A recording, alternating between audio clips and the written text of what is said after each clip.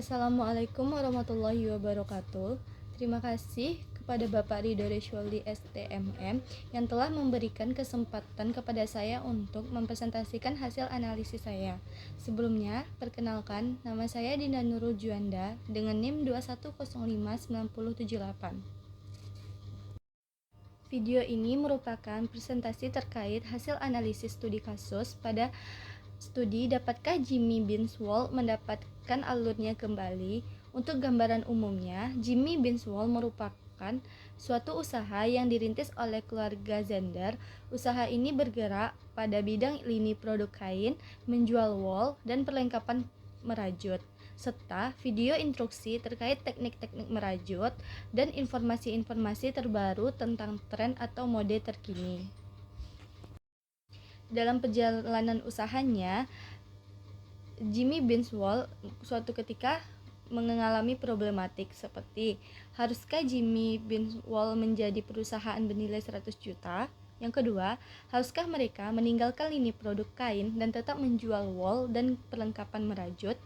Yang ketiga, haruskah perusahaan membangun mereknya secara online, mungkin dengan berfokus pada penjualan internasional, atau haruskah mereka membuat toko retail lain di seluruh negeri, mungkin dengan cara waralaba?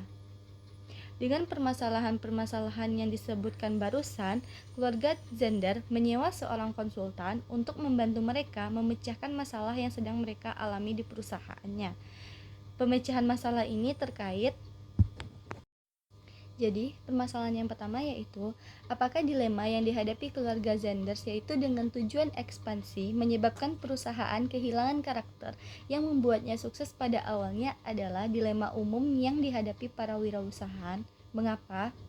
Jadi, dari analisis saya yaitu, dilema yang dihadapi keluarga Zenders merupakan dilema umum yang dihadapi banyak wirausahaan karena dapat menyebabkan perusahaan kehilangan karakter yang membuatnya sukses pada awalnya dengan tujuan ekspansi tersebut. Kasus ini sering terjadi di mana ketika perusahaan berkembang dan berupaya untuk memperluas jangkauan dan pertumbuhan usahanya, namun lupa untuk mempertahankan nilai-nilai awal untuk keberhasilan perusahaan tersebut. Jadi, tantangan yang dijalani oleh keluarga Zenders yaitu bagaimana keluarga ini dapat menjaga keseimbangan antara pertumbuhan dan mempertahankan inti dari bisnis itu sendiri. Yang kedua, ketika saya berperan sebagai konsultan Zenders, saran apa yang akan saya tawarkan kepada mereka terkait pertanyaan-pertanyaan mendasar yang mereka miliki tentang bisnis mereka, yaitu 3 pertanyaan awal tadi. Yang pertama, haruskah Jimmy Binswall menjadi perusahaan bernilai 100 juta? Haruskah mereka meninggalkan lini produk kain dan tetap menjual wol dan perlengkapan merajut? Yang ketiga, haruskah perusahaan membangun mereknya secara online, mungkin dengan berfokus pada penjualan internasional, atau haruskah mereka membuat toko retail lain di seluruh negeri, mungkin dengan cara waralaba?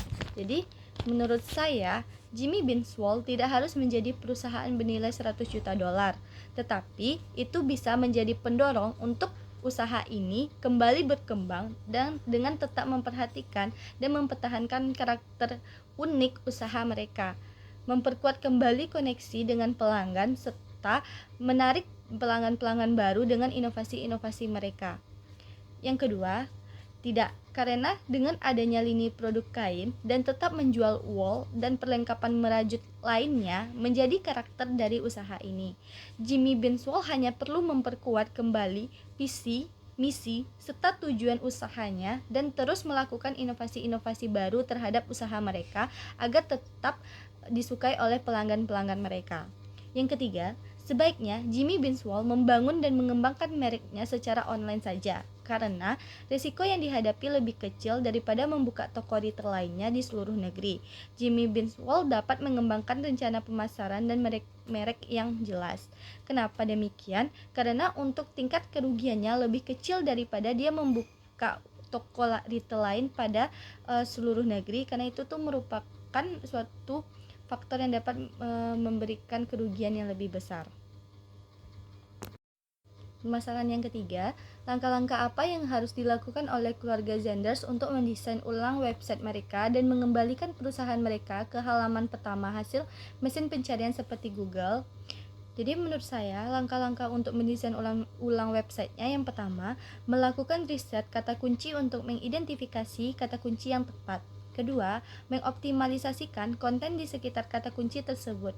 Yang ketiga, pastikan website mobile friendly. Yang keempat, tingkatkan kecepatan loading website. Yang kelima, dapatkan backlink berkualitas tinggi ke website. Dan keenam, buat konten yang up to date dan berguna bagi pengunjung. Dan yang terakhir, perbarui teknik SEO secara berkala.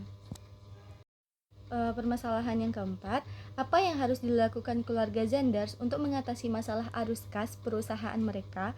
Langkah-langkah apa saja sih yang dapat mereka lakukan untuk menghindari masalah arus kas di masa depan? Jadi, menurut analisa saya, untuk mengatasi masalah arus kasnya yang sekarang yaitu yang pertama, memonitoring arus kas secara rutin. Yang kedua, mengurangi pengeluaran yang tidak perlu. Yang ketiga, menagih piutang dengan disiplin. Dan yang keempat, memperbaiki perencanaan dan forecasting keuangan serta mencari sumber pendanaan jangka pendek. Untuk menghindari permasalahan ini di masa depan, keluarga Zenders dapat menerapkan yang pertama, manajemen risiko keuangan, yang kedua, mengembangkan anggaran operasional dan rencana arus kas, yang ketiga, membangun cadangan modal kerja, dan keempat, mendiversifikasikan sumber pendapatan. Dan laporan singkat untuk keluarga Zenders yang menguraikan rekomendasi saya untuk mengembalikan bisnis mereka ke jalur yang benar adalah yang pertama, berdasarkan evaluasi mendalam, saya merekomendasikan keluarga Zender untuk yang pertama, tetap fokus dan mempertahankan nilai-nilai inti dan karakter unik awal bisnis mereka dan mengikuti perkembangan zaman. Yang kedua, melakukan survei pelanggan dan meninjau visi misi perusahaan mereka. Yang ketiga, atur ulang kembali prioritas operasional untuk mengatasi masalah arus kasnya. Yang keempat, mengoptimalkan website dan konten untuk trafik dan peringkat mesin telusur. Yang kelima, mempertimbangkan pendanaan eksternal seperti pinjaman untuk mendukung pertumbuhan. Yang keenam, bangun budaya perusahaan yang kuat untuk mempertahankan semangat awal bisnis. Jadi, berdasarkan rekomendasi saya sebelumnya, ini dapat membuat usaha ini akan kembali kepada jalurnya kembali. Sekian video dari studi kasus, dapatkah Jimmy Binswall mendapatkan alurnya kembali? Jadi kesimpulannya, usaha Jimmy Binswall yang dikelola oleh keluarga Zenders bisa mendapatkan alurnya kembali dengan menjalankan rekomendasi dari analisis saya sebelumnya. Sekian dari video ini, saya akhiri dengan Assalamualaikum warahmatullahi wabarakatuh.